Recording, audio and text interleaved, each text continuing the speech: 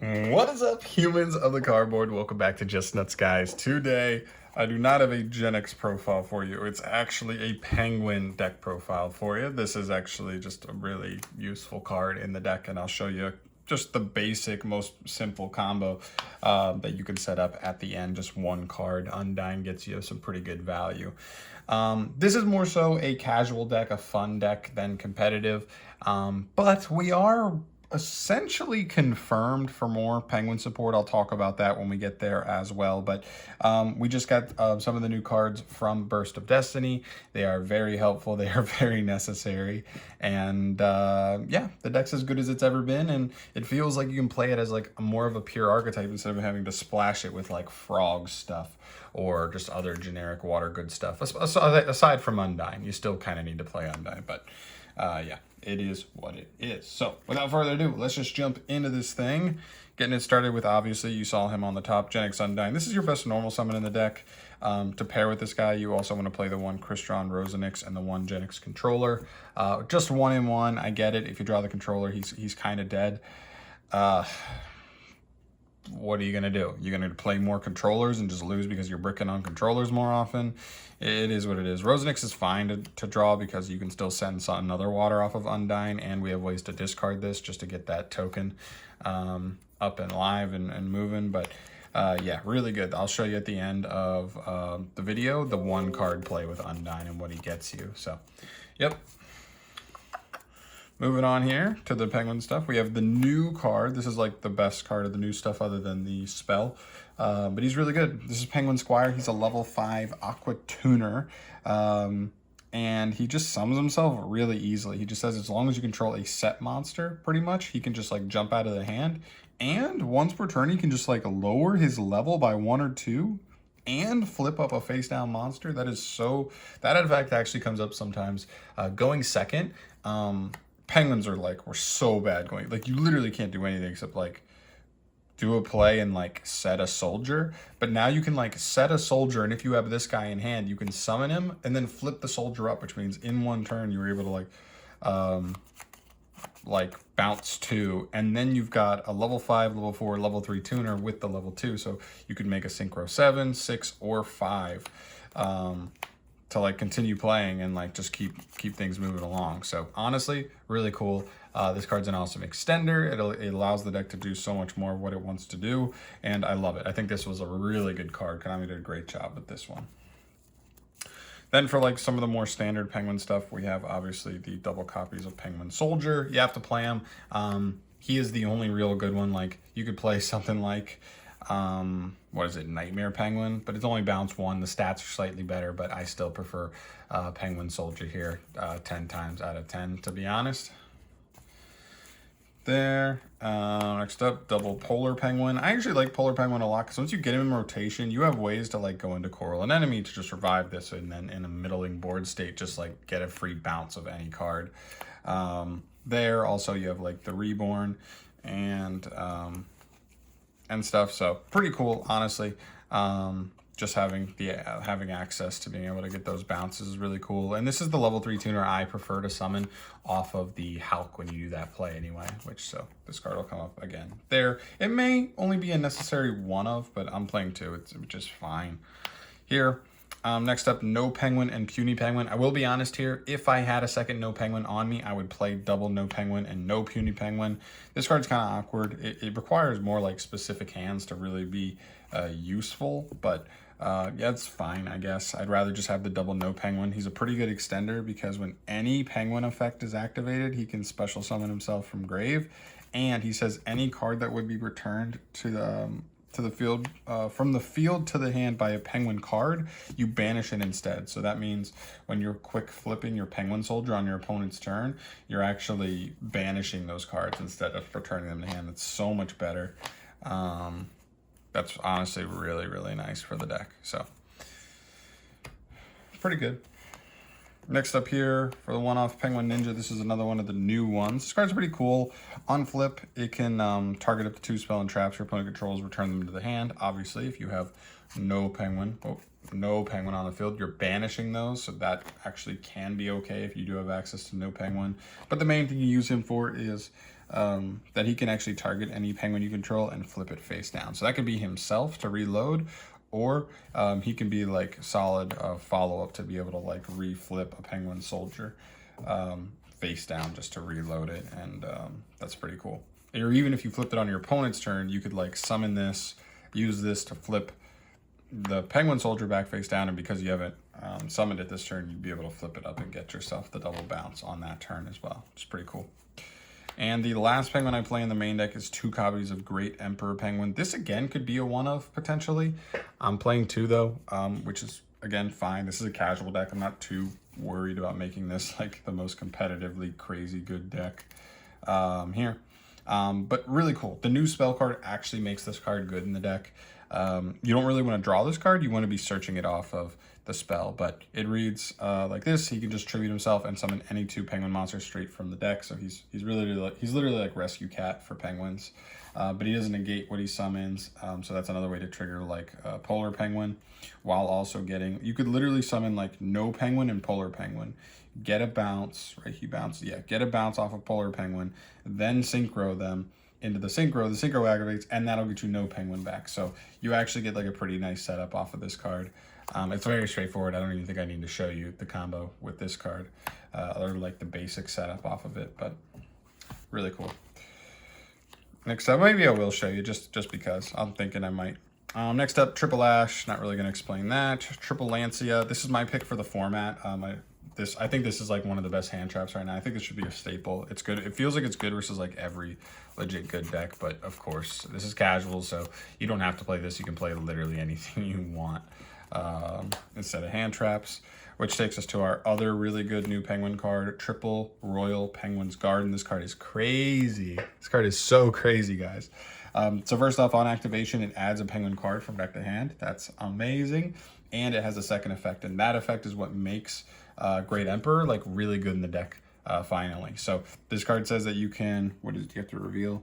Let's see, once per turn during your main phase, you can decrease the level of 1 penguin monster in your hand or face-up field by 1 until the end of this turn, then discard 1 card. So you don't have to discard for it just to like modulate a level, but you know, with Genex Controller and Rosenix, this gives you an outlet to discard like cards you don't even really want in hand, or no penguin if you have it in hand. And so what it allows you to do is like this card plus any discard essentially gives you the 1 card combo with penguin. Because you just like search him off of this, and then if you just have a discard, you make him level 4, now he's normal summonable, boom. And then you go off with your play. So really good card, really great for consistency and utility. Love that card. I love that they made a card that made Emperor Penguin, which was always one of those cards that you looked at and you were like, ooh, that could be really good at some point. They seemed to build it around it, and they did. So another really well-designed card, I gotta say. I got 3 Prosperity here. I don't think you have to play Prosperity. I just think it's probably the best pot because you get to choose what's managing from the extract. Some stuff does matter, I will say that. Just consistency stuff. I wouldn't stress it too much if you're trying to play this deck casual while playing something like this. I'm just trying to show off like a slightly more playable version of the deck.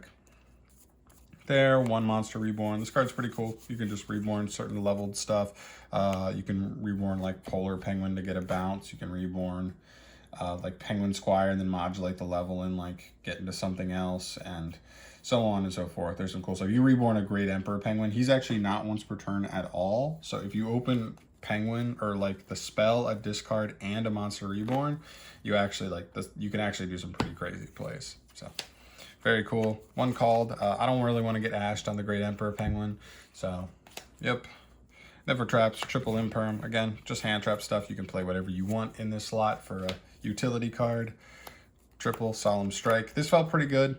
This deck doesn't set up the most insane board, so just having a card you can draw on top of whatever you set up to be just like a really powerful interruption. Plus, it's one of the better traps going second. So Solemn Strike, easy one there, and double summon limit. As well as the 1 Imperial Order. Once you activate your spells going first, Imperial Order can just win you games, so why not play it? Again, this is one of those decks that's more fun, more casual, but this stuff kind of helps you just beat matchups that are like just decks that are generally better than you. So if you're going to locals or something, these cards can just help you secure wins that you otherwise might not be able to get. So we will take that all day. So 40 cards in the main, pretty simple. Again, this is more of a casual deck, but I'm just trying to make it about as good as it can be, or somewhere in that range. It's a cool deck. It really is. It's fun. If you like Penguins, yeah, I love the artwork of Penguins, always have, and I cannot wait for us to get another wave later down the line. But moving to the extra deck, pretty basic here. Link Spider, it's part of the 1-card combo with Undyne. Hulk, same thing. Coral Anemone, really cool follow-up card, like reborning like a penguin, or, you know, I guess any other water that's like, that could have an effect for you is really cool. There. Miss Starboy, it floats and it buffs up your field, which is kind of cool. Sometimes you just need like a generic water. I thought about playing Area instead, but Miss Starboy's fine. And then Unicorn and Access Code. As long as you don't use like Coral, usually you can like get up into these like fairly easily. So, you know, nice utility cards. Into the synchros, I have these three. So these three all kind of perform the same role, but usually you pass with Hulk still on the field. And so what you're going to do is you're going to use his quick effect to tag out into any one of these to either get a discard from your opponent's hand, popping one of their back rows, or just drawing a card. And then all three of these also have the effect being synchro or tuners to be able to quick synchro on the opponent's turn to get into something bigger. So really cool. I love that these set this up. And I just want to have all three because they give you really cool utility. Do you want to draw a card? Do you want to pop a back row? Do you want to make your opponent discard? And they're different levels, so it lets you kind of modulate the kind of boss monster you're going to try and tag into. Double Penguin Brave. Yep, don't need to explain this. You're making this every turn 1 if you can, and then maybe a second one later on if you need to grind. It's also partially why we play double Penguin Soldier. And then for some 8s, 1 Dragite and 1 Crystal Wing. This isn't too crazy. You have a way to like make these on the opponent's turn, and so it just depends on the matchup. Do you want to make a spell and trap negate, or do you want to make a monster negate? Here, you could also try and play Savage. The only reason I don't love Savage in the list is if you're gonna make Savage, it is the only link monster you're gonna have grave via the Undyne combo is Link Spider. And so it means you have 1 negate 1 time. So I'd rather, because this deck can struggle to like kill your opponent, I'd rather be ending on one of these because they have the just the recurable like interruption every single turn after turn after turn, and it really can put your opponent in a position where it's harder to like break through. I wanted a 9. I have Virtual World Shen in here. Cool card. I don't expect it to come up that often. I think I'd rather be playing Trishula and the new Trishula, one of each, like old OG Trishula and the new one, instead, because sometimes you can make like really cool plays, and those are just the monsters you make to just like end the duel essentially, because you just rip so many resources from your opponent. But I don't have either of them on me, so I think these are fine. You can technically end with like, you can technically get to double Penguin Soldier, and if you can make a Toad, because it's level 2 Aqua, and then you know, Shen, it's a level 9. Sometimes you have a cool way to like make this on the opponent's turn. There. So that is it for the extra deck. Let's go into a real quick combo here. So let's just show off. I'll show off one of each. So we'll do Undyne. Obviously, you normal summon him. You're going to use his effect. We're going to send Rosenix as cost, and then we're going to search our Genex controller. We'll banish our Rosenix from grave to get a token. Like it doesn't matter. We'll just use this. I don't know. We'll just use this rubber ducky. There you go. Don't ask me why I have that. Anyway, we will link that off for the Link Spider. Very cool.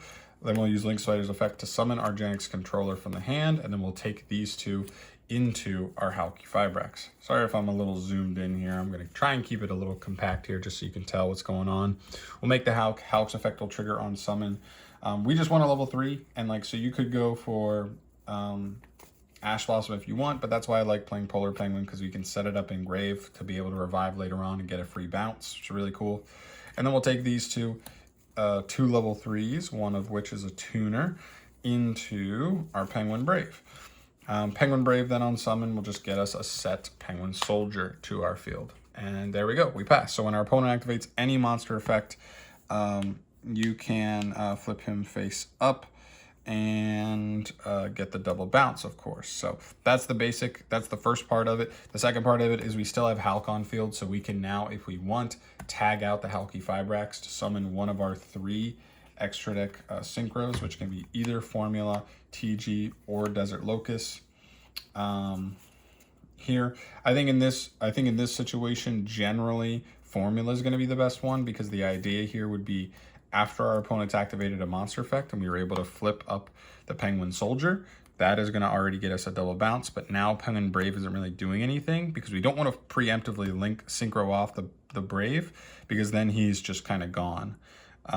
But if we save it like this, we can then, like after we flip this up and already disrupted him once, we can then tag out the Hulk for Formula. We'll draw a card. So you already have an extra card in hand, and then you can synchro 1, either these 2 off for either the Dragite or the Crystal Wing, or you could actually do all 3 of these and go into like a Baron de Fleur, because that's actually 10 total. If you wanted to do that, if you have access to it. I don't have the money for that card right now, but that's a really cool one. You can also go into something weird like these. Unfortunately, there's no real good like 11s and 12s generically to be able to take like these plus the Penguin Brave into.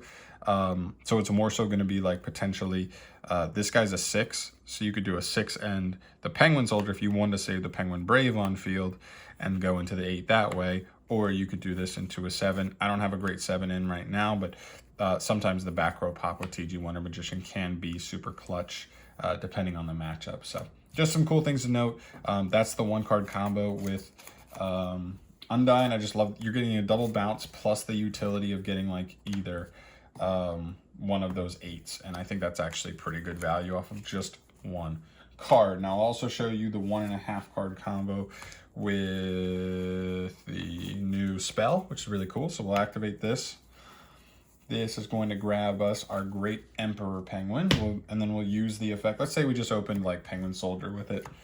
So we'll just use the effect. We will discard the Penguin Soldier to lower Emperor in hand by 1, which makes him normal summonable. Woo!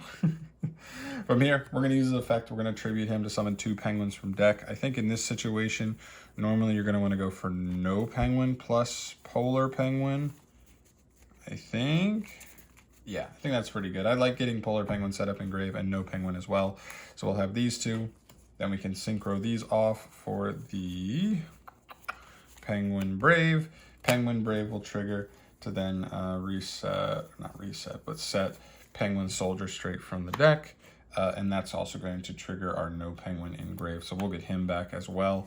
And I think that's technically all we get to end on here. If no penguin was a synchro, that would be crazy. Or a tuner, I mean. That would be crazy, because then you have extra potential like ways to do stuff here. But I still think this is pretty good. Also keep in mind, if you have Monster Reborn in hand, then like you're cracked, because then you can just revive him again. He's not once per turn at all, and then you can literally just summon 2 more straight from the deck. So you could summon another tuner or something, and or another just tuner and another monster, and then just keep synchroing up into like bigger and better things. I know this board's not quite as impressive, but it's a pretty cool setup, because you get on the no penguin train there, as well as just getting polar penguin set up in grave, which you already have material. Like if these 2 survive until next turn, these 2 just go up into coral. Coral revives the polar, you bounce a card, and then you just kind of like keep going off with whatever you want from there. So I like that a lot. It's really cool. Really cool stuff. The deck has some really cool plays. I love that the deck's actually playable now in a pure sense. You don't have to just like lean on like frog stuff. That was really lame when we had to do that before. Just didn't feel right, like we were really playing a penguin deck, and now it finally feels like we are. Also, said I'd mentioned this earlier. If you look at Penguin Brave's artwork, we have Penguin Ninja here. We just got him. Penguin Squire here. Penguin Priest here. If you look into the corner here, we still have a little Penguin Magician girl here. She is super cute. I hope she's really good. And we also have this fighter guy in the back as well. So I would hope that in the next year or so, we would get those 2 cards imported. And you know what? We weren't expecting Royal Garden either, so maybe some more spells and traps as well. We also got Penguin Sword in Brothers of Legend. I don't think that card's that great. It's an equip. It's an equip. We'll leave it at that. But that opens the door for potentially more penguin cards down the line. So hopefully we get more stuff. I'm not asking Konami to actually make this deck competitive or anything, but I think we've got a nice core, and if they just expand on that a little bit more, give us a little bit more of a little bit more of a win condition. Maybe they gave us like a really good main deck Penguin Boss Monster. That would be really cool. Who knows? The sky is, well, I don't want to say the sky's the limit, but there's a lot of cool stuff they can do there, and I'm hoping for something cool down the line. But that is going to do it from here today, guys. Thank you so much for watching. As always, let me know in the comment section down below your thoughts on the deck list here. I'm no Penguin expert. I just like the deck. It's a fun, cool thing that if you're going to play something fun and cool with your friends, or take something just like fun to play to locals or interesting, go ahead and try this deck out. It's a really cool one. But I'm gonna get the hell out of here. Thank you so much for watching. As always, subscribe to the channel if you want to see more stuff from me down the line. I'll catch you in the next one. Peace.